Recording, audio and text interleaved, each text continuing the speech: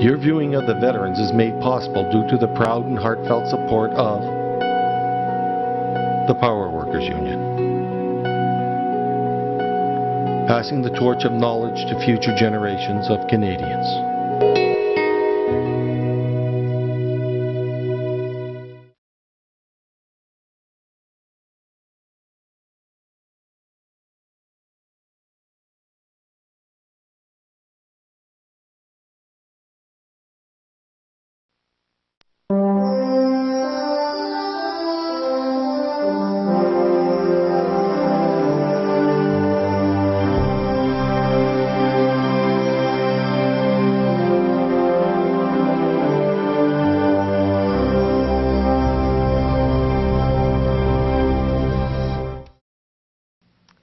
Hello, I'm Senator Pamela Welland.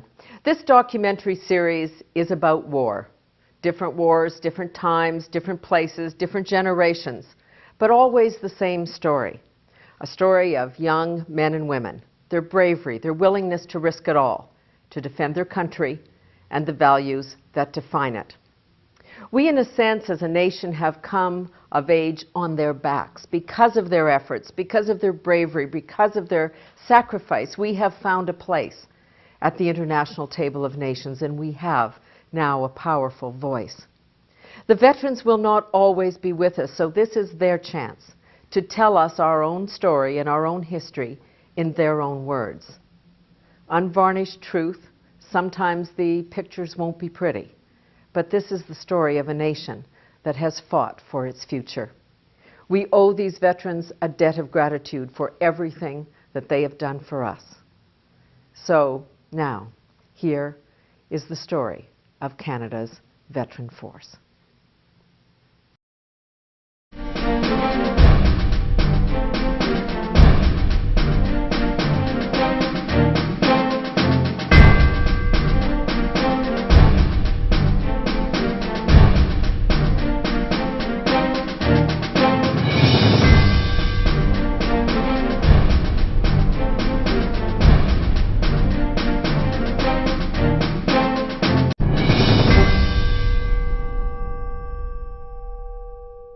Hello, I'm Daniel Roderick, and welcome to The Veterans for a look at Canada's military history through the eyes of those who were there.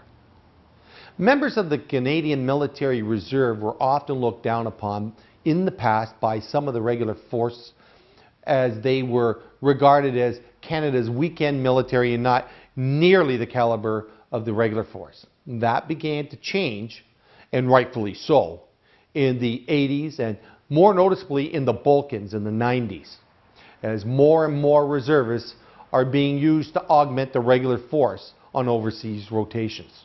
It was Afghanistan, though, that would have the most impact on the way Canada's regular force would view their reserve colleagues. Those highly skilled and dedicated men and women of the reserve would prove to play an important role within the battle group, fighting side by side with their fellow soldiers who were regular force. Unlike past rotations for these reservists, this was not to be that peacekeeping mission, but rather an anti-insurgency war, and they would soon find themselves fighting a ruthless and determined enemy. It would be a test of the true capabilities of the Canadian reservists, and just as in the past, they would once again prove themselves worthy of all of our respect. And now, here's Master Corporal Joe Smith's experience under fire here on The Veterans.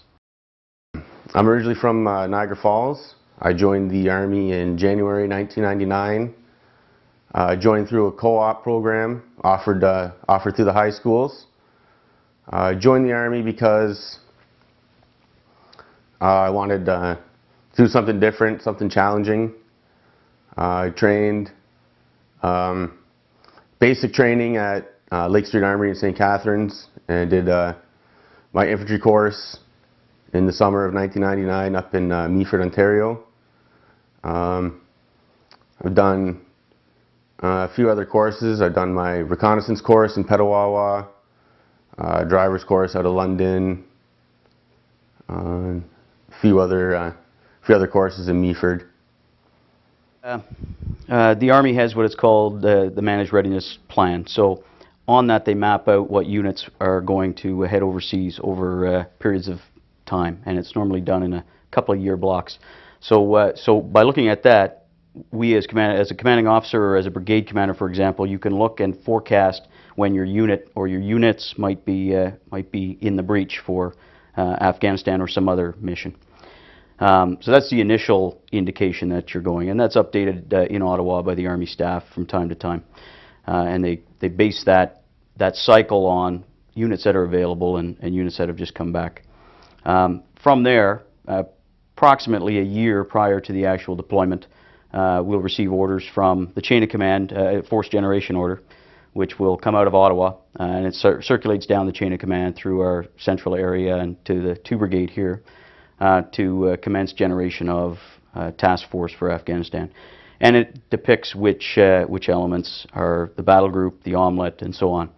And that essentially initiates the high readiness cycle to get the soldiers ready for deployment to Afghanistan. That's just the initiating order, for lack of a better way of putting it, which basically lays out the parameters and the timelines and so on, the structure that needs to happen to get our soldiers ready to go overseas.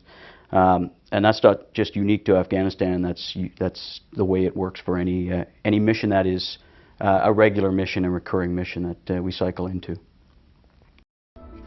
I applied for Afghanistan. There was a big message coming out. They need reservists to augment the Reg Force Battalion going on tour.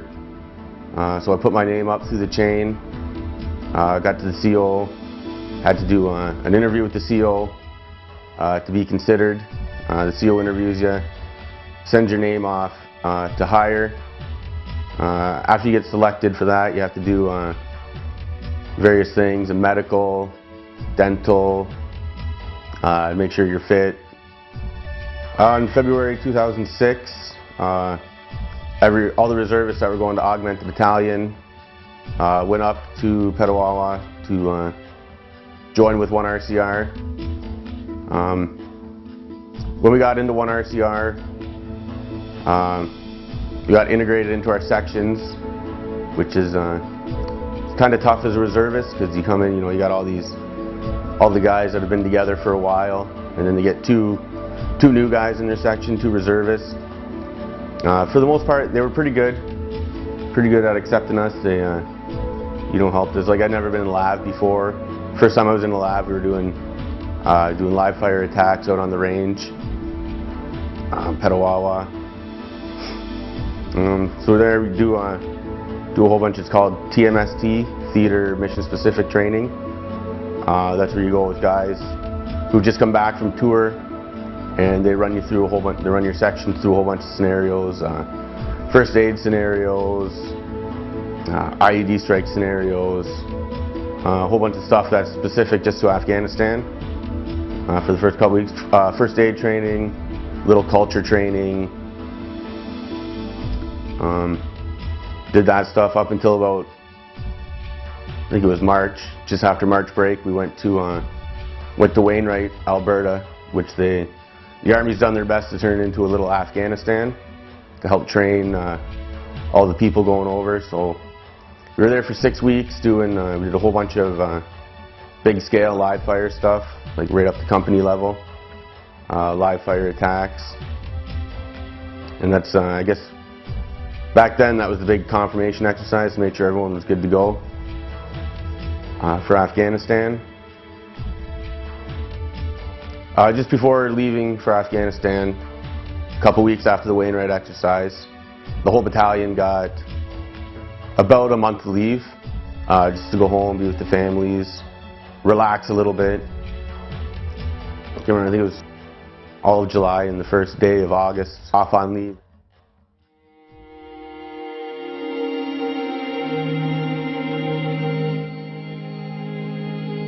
So prior to deploying, I made a very clear and very poignant to my soldiers that they have to have a plan in place in case of. And of course, the most worst case scenario would be in case you died or you're severely injured while on tour.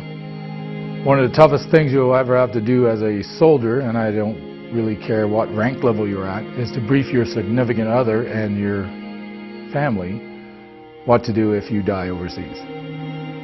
This is not my first mission overseas. I've done 8 previous missions to other places, including Eritrea and Ethiopia and Haiti, and numerous missions to Bosnia.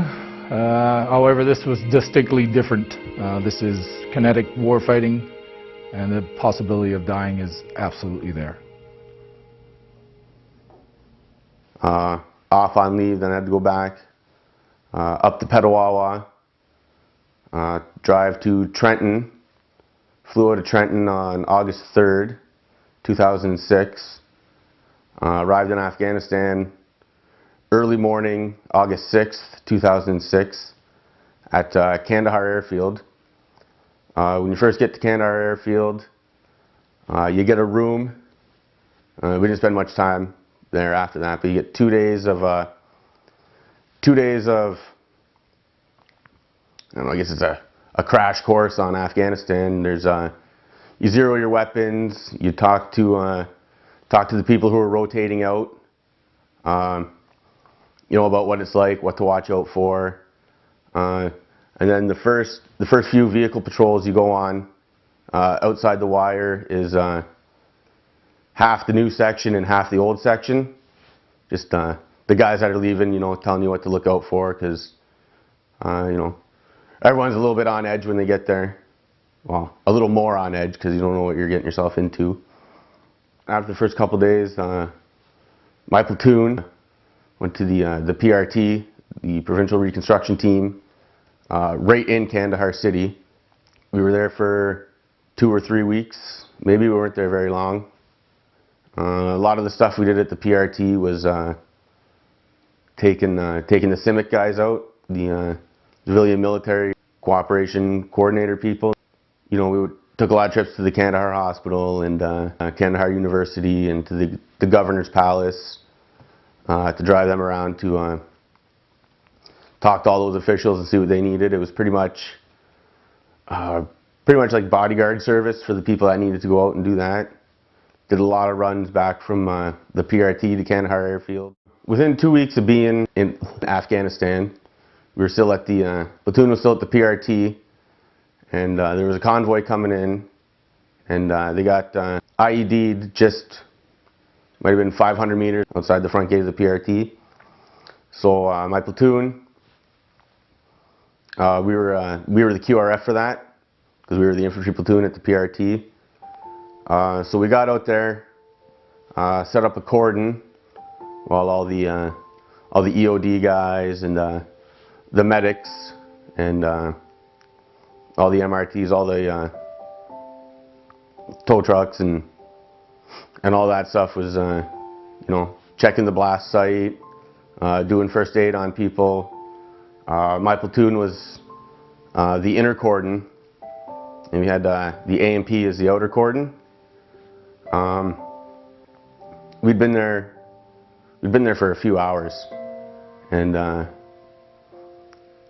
we had there was 2 kids on a motorcycle that just came. They were screaming down this road, and they blew past our outer cordon, and guy in my section shot at the kids because they had blown through the cordon, you know, and we thought they were a threat. Shot at the kids, went through, hit the one kid in the shoulder, went right through, and his little brother was on the back, and shot him right in the face. And yeah, once we deemed that the motorcycle or nothing was going to blow up, we went out there. Guys from our platoon went out there, tried to save this kid the best we could. We got him into a truck, sent him back to the PRT, and after he got to the PRT, I guess he died on the way to Kandahar Airfield.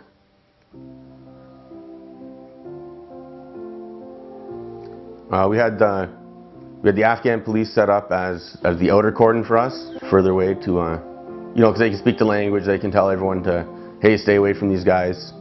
There's some stuff going on. But when that bike came streaming around the corner, the Afghan cop was waving his arms at him, yelling at him to stop, and he didn't stop.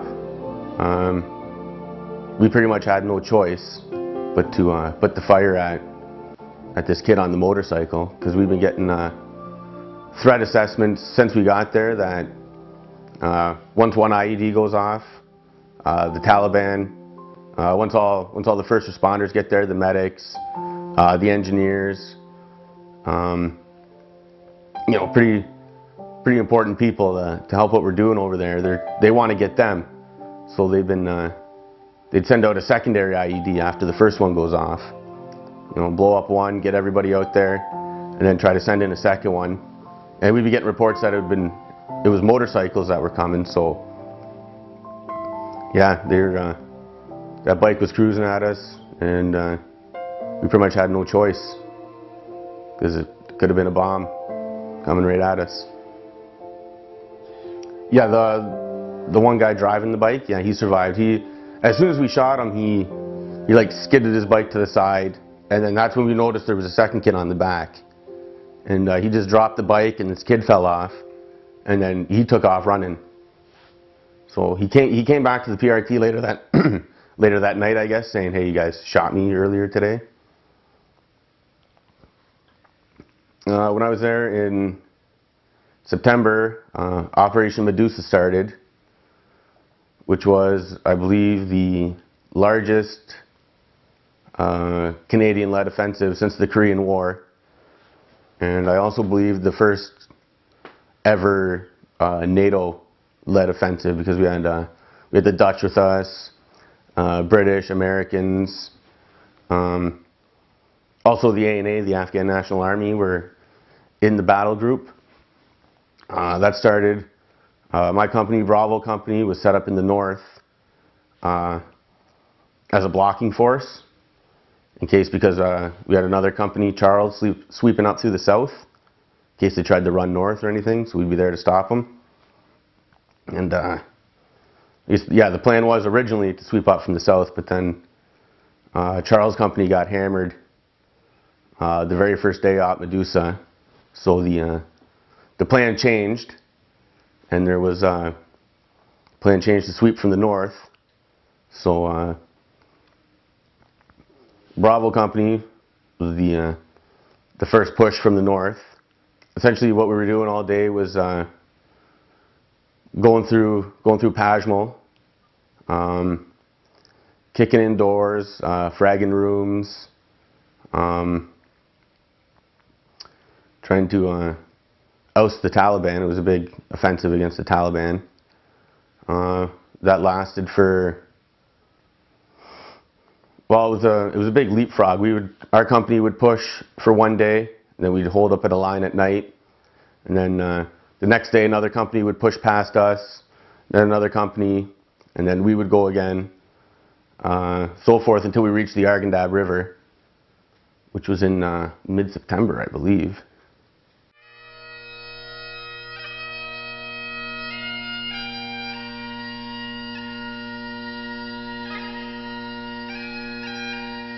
Well, there was one guy in our company, Josh Kluke.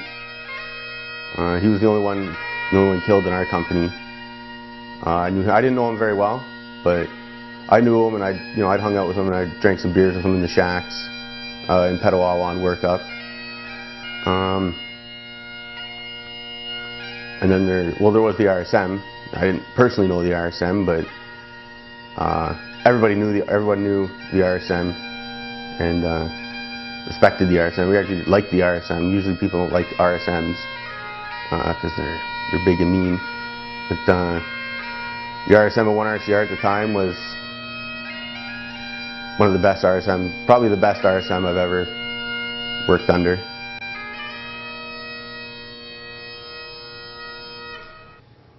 There were a few hairy moments. I remember our first time, actually we were going to Fob Wilson right before Op Medusa started. They were getting everyone out into Pajmal and Zari to start the operation. So it was my first time actually out of Kandahar city, and we were driving through Ambush Alley, coincidentally enough, and we got ambushed. Actually, I was the air sentry in the LAV, and I was wearing earplugs and stuff because, you know, sometimes it gets loud, and, you know, if someone's got to start shooting, you know, I'd like to retain my hearing.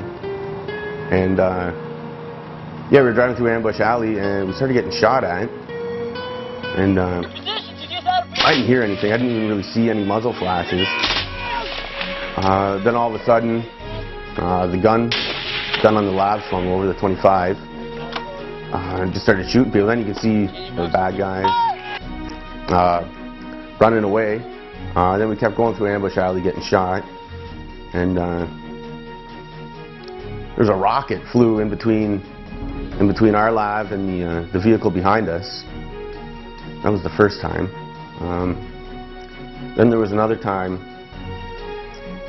in October. We had a couple different sections from a couple different platoons in the company set up in a vehicle leaguer, which is essentially like circling the wagons. You got all the labs pointing out, manning 4 points of security, and came over the ICOM that there were Taliban with rockets 50 meters away from the position. And I actually remember, this was the craziest thing. I actually remember me and my buddy are like, yeah, right, they're 50 meters away. We're putting on our body armor and our helmets, and then all of a sudden the world erupted around us. They actually were 50 meters away shooting rockets at us. They hit, we had American engineers with us, and they had a trailer full of Mark 19 ammo and C4 that burned for a while, and then finally exploded. That was pretty crazy. Kinda, it's a little exciting. It's a little, the adrenaline gets pumping, and you know, you don't really feel scared, but afterwards you're shaking a little bit. You know, the adrenaline's leaving your body. You're just like, whoa, that just happened, and you know, I'm still alive, and no one got killed. So you're kind of happy. You hope maybe you got a few of them too. I don't think I have any kind of PTSD at all. When I first got home, my fiance at the time said, you know, sometimes I'd say weird stuff in my sleep and yell things and that, but lately, nothing at all. After you leave Afghanistan, before you actually go to Canada, you stop for decompression leave in Cyprus. And essentially what it is, the Army puts you up in, well, we had it was a really sweet hotel in Cyprus. We were there for 5 days. First day you get there is actually only kind of a half day, travel day. So you get there, we get our room keys. We would, you know, have a couple beers, go to, there's all sorts of reintegration briefings, and can't even remember the other briefings out there, but you know, how to reintegrate yourself back home, and you know, you just went through this, and then you know, you get home, don't get mad because people are complaining about that, you know, after what you just went through, and sitting there for 5 days. 2 half days of briefings, and then they got you know, little tours you can go on, and you know, events you can go karting or golfing, or I went on a wine tour and got pretty drunk. Yeah, you know, they let you go at night. They pretty much let you have free run as long as you don't do anything too stupid. A couple guys that did some bad stuff and got put in, they called it the Gatorade platoon there. You're not allowed to drink anymore. You gotta check in with the sergeant major every morning. But,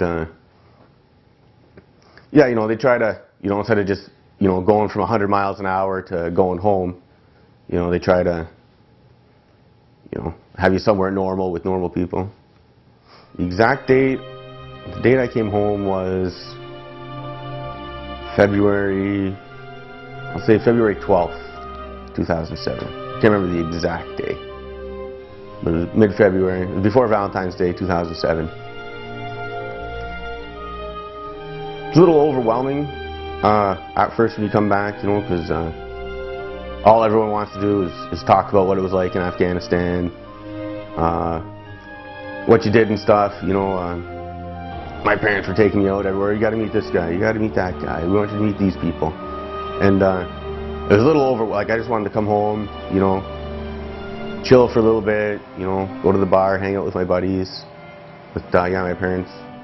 It was a little overwhelming at first. I mean, I didn't pay for a beer for the first month I was home. That was kind of cool. Every time I went out somewhere, people were just buying me drinks. Yeah, but it was good to have a, you know, it was good to have a home cooked meal because we were pretty much on rations for 6 months. It was good to sleep in a bed, you know, rather than sleeping on the hard ground beside the lav or in a cot in a dusty bunker. You know, it was good that I didn't have to walk around with my rifle and, you know, be afraid of everyone coming at me thinking, you know, they could be a suicide bomber. I mean, it was a relief to be home. It was a little relaxing. Yeah. I think about Afghanistan all the time. Pretty much every day I think about, you know, just a little reminisce about something. Because I mean, as much as it was dusty and hot and, you know, people trying to kill you almost every day, there were some better times, like, you know, hanging out all the guys in my section were all awesome. You know, you get really tight with those guys. So you think about, you know, something dumb one of the guys might have done sometime. It's pretty funny. Yeah, you know, I just think about it all the time. It was a good experience. I would probably do it again if I had to. If my wife would let me go. Yeah, you know, I learned so much from being there. Yeah, I learned, you know, a lot about, you know, learned a lot about the culture, you know, the Afghan culture. Everyone just thinks, you know, whatever they think about them, but, you know, the people there have been struggling, you know, for years and years and years trying to, you know, get a little peace and a little stability in their lives, you know, and they're not all bad people. You just think, you know, you're over there, just, you know, trying to make it a better place for the kids mostly. Yeah, the mission itself in Afghanistan is somewhat complex.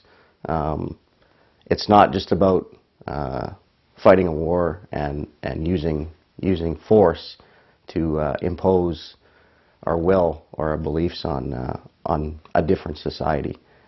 There's a lot of restructuring that's going on, building of schools, reconstruction of bridges, ensuring clean water sources, a lot of programs to actually help employ people in the sort of impoverished regions.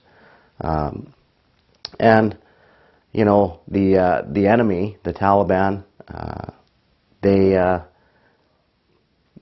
want to be counterproductive to that. So in doing that, you know, we hear a lot generally in the media about how they'll go and burn down a school after it's been built, or they'll actually assault and attack the young girls that attend classes at school to sort of send a message to make sure that the rest of them don't actually go to school. The enemy in Afghanistan, the Taliban, you know, they're the type of enemy that's domestic to the region, and really at the end of the day, they don't really value not only their own lives but the lives of fellow Afghans and fellow Muslims for that matter. Everybody goes to war for a reason. Everybody has a reason for going and doing the things that we do. And for some it's as simple as, well, it's my job.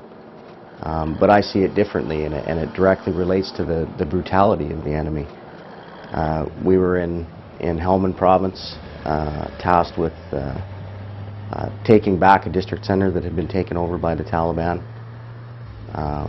and in that it was a government center. It was a symbol of Afghan democracy, so it was an important thing for us to accomplish, was to get that control back at that district center. And we immediately came upon pretty stiff resistance when we got there, and so we kind of held our ground. And throughout the night, I had a whole bunch of different sorties of airplanes coming in, and you know, was bombing targets of opportunity. And the next morning, when we actually started to exploit the village and get in to see what kind of damage had been done, this old man came walking out of the rubble of one of the buildings that had collapsed, and it was very, you know, it was really interesting. It was kind of smoky, and he just kind of appeared out of this rubble. It was something that you would think you'd see in a movie. So anyway, I stopped him, and I asked him what he was doing, and he said that he was going to work. And I said, yeah, you don't have to go to work today. And he said, no, I work at the gas station up by the entrance to the town, and I told the boss I would be there, and I said to him again, I said, no, the gas station's closed today. You don't need to go to work.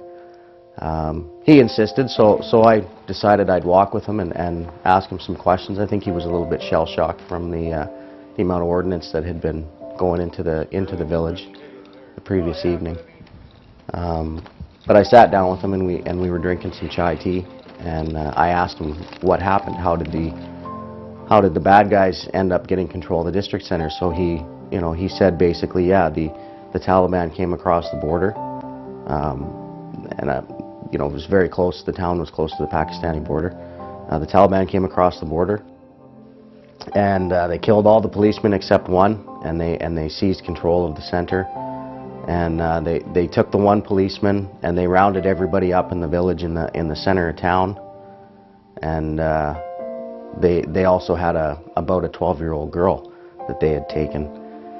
And essentially they just slaughtered them. They cut their throats right there. They didn't say anything to anybody. They had the policeman and the little girl kneel down. They cut their throats, and then they essentially butchered them and threw their body parts down into the town well in the center of town, and that was their message. And they said, you know, anybody that doesn't pick up a weapon and fight NATO when they come, because they knew that we were going to come and take back the district center, then we're going to do this. This is what's going to happen to you, and we'll start with your kids and your women and your children, and then we'll eventually get around to killing everybody. And of course that sends a strong message. So you end up feeling guilt in the fact that you've fought in combat against people that were unwilling participants, but they had to fight in order to protect their family and protect themselves, not from us, but from the people that they were fighting for. And you know, that to me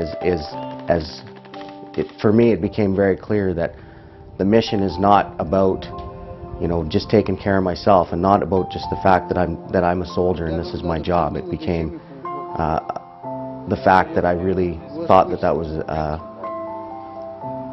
a brutal, particularly brutal and terrible way to treat your own people, and you know, it became my mission that I wanted to help protect the Afghan people and make sure stuff like that didn't happen to them. So as far as why you go on a mission and what does a mission mean, everybody again has their own way of looking at it.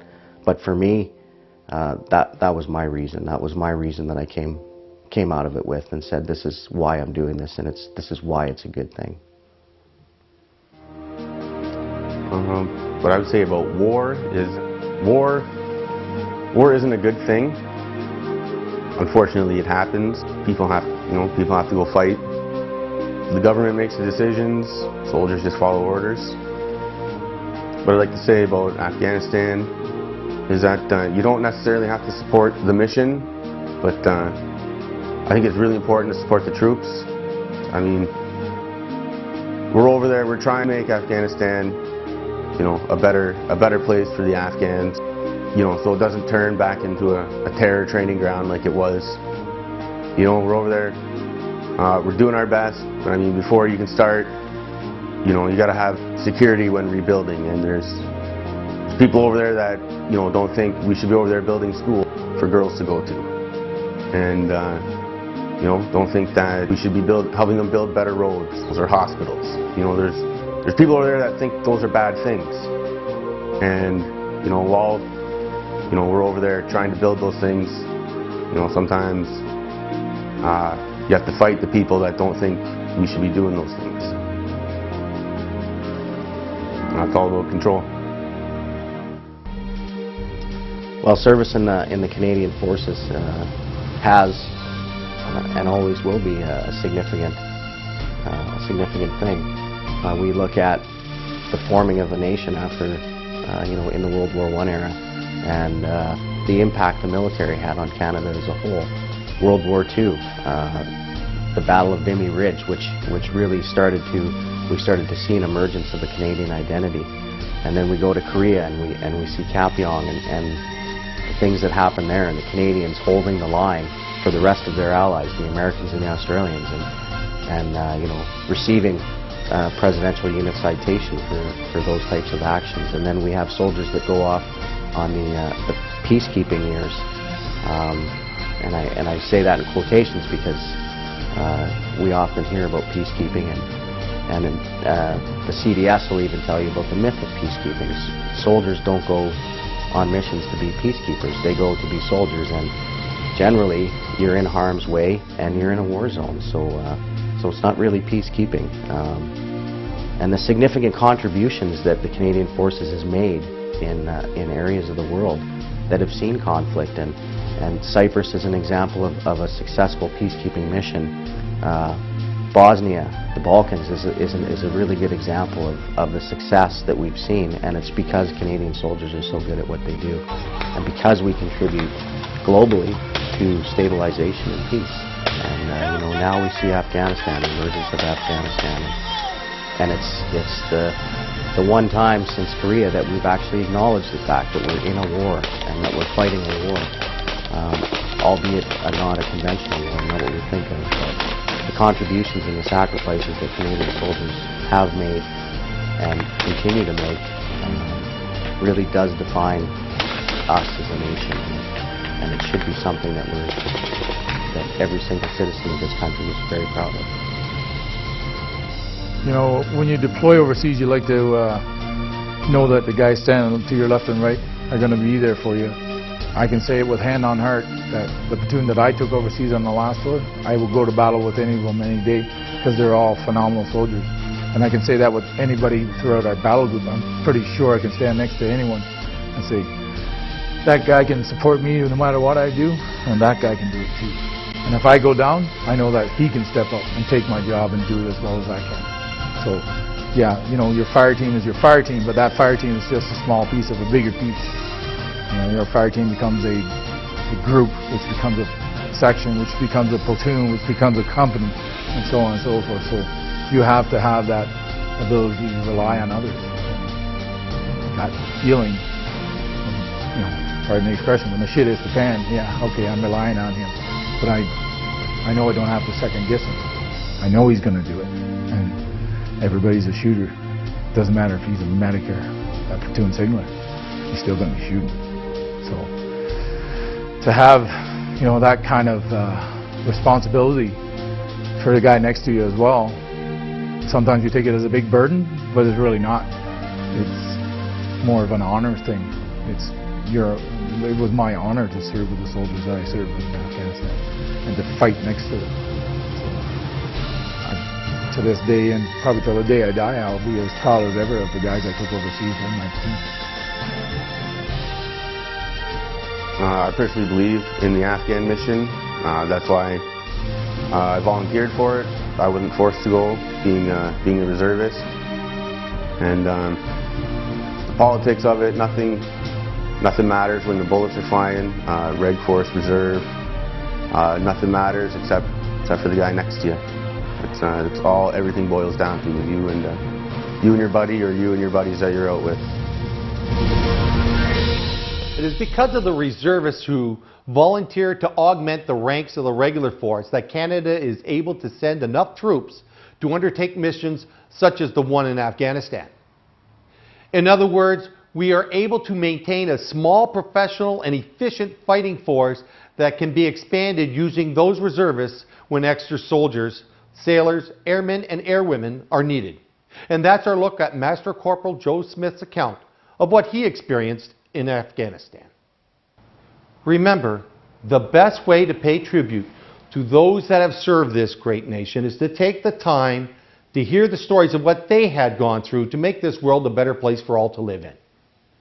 Thank you for watching and joining us here on The Veterans.